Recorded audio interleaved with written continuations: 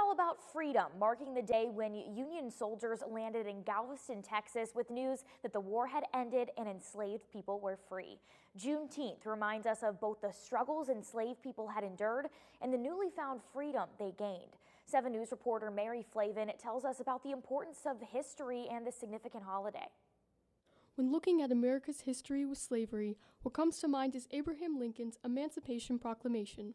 This proclamation made known that enslaved people in the Confederate States were henceforth forever freed. Cultural Diversity and Community Outreach Director Ron Scott Jr. explains why it took nearly 2 years for the message of freedom to be enforced across the nation. Some just turned a blind eye and a deaf ear and said, well, we don't care. So it had to be enforced.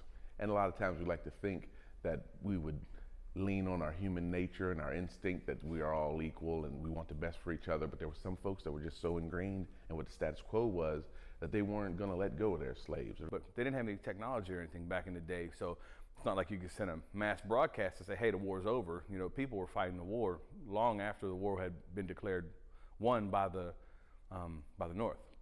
June 19th marks the day when the last of the enslaved people were officially freed. Both Scott and Stradwick agree that this holiday is considered an American holiday, a day of remembrance that everyone, not just the African American community, can take part in. Well, I kind of think of it a lot of ways like people do with Memorial Day.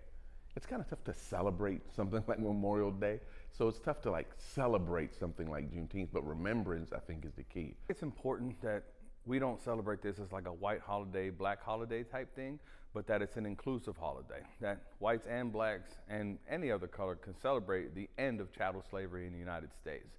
In Wheeling, I'm Mary Flavin, 7 News, working for you. Thank you, Mary. Wheeling's Juneteenth celebration starts at 6 p.m. tonight in Harridgeport, and we will be live from there. This event is free to the public and features entertainment, vendors, and speakers from local organizations throughout the community. Tomorrow,